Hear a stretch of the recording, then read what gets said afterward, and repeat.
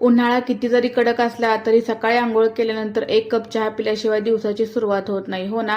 तर मी सुद्धा मस्त आले गरम फक्कड असा चहा पिला आणि नंतर लगेच कपडे धुवून टाकले. एके ठिकाणी वास्तुशांतीला जायचं होतं, त्याच्यामुळे स्वयंपाक काय नव्हता. आता स्वयंपाक नसला तरी बाकीची कामे असतात ना. पटकन कपडे धुतले आणि छान साडी वेअर करून रेडी झाली. इतक्या गरमीमध्ये काठपदर साडी नेसायला अजिबात नको वाटतं, पण म्हटलं कार्यक्रमाच्या निमित्ताने का होईना कपाटातल्या साड्या तर बाहेर निघतील ना.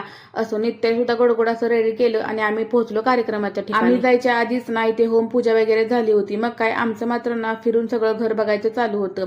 आणि खरंच आपण जसं टीव्ही सिरियल मध्ये बघतो ना, अगदी तशा टाईप मध्ये हे घर बांधलं होतं. मात्र घर बघून ना इतकं भारी वाटलं की काय सांगू.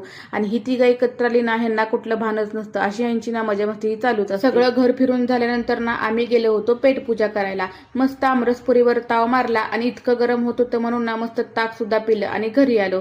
घरी आल्यानंतर एक गरगरीत झोप काढली आणि पुन्हा निघालो होतो बाहेर. इकडे ना आज इलेक्शन असल्यामुळे नित्याच्या पप्पांना सुट्टी होती आणि थोड्या दिवसाने आम्ही जाणार आहे गावाला, तर त्याचीच ना थोडीफार शॉपिंग करायची होती. नित्याच्या पप्पाचं मात्र ना एक एक ड्रेस ट्राय करून ना मला दाखवणं चालू होतं. मग सगळी शॉपिंग वगैरे केली आणि नंतर गेलो होतो हॉटेलमध्ये. मस्त अन्नपूर्णा देवीचं दर्शन घेतलं आणि घरी आलो, कारण हॉटेलमध्ये इतकी गर्दी होती ना की उभारण्याचा स्टॅमिना नव्हताच आणि शॉपिंग करून करून ना खूपच भूक लागली होती. घरी आल्यानंतर साधा सुद्धा मसाले भात बनवला आणि सोबत ना मस्त असा आंबा सुद्धा चिरला. नित्याचा मात्र ना सालीसकट आंबा खायचं काम चालू होतं. चला मग व्हिडिओ इथंच एंड करते. आवडला असेल व्हिडिओ तर लाईक करा आणि आपल्या चॅनलला फॉलो करायला विसरू नका.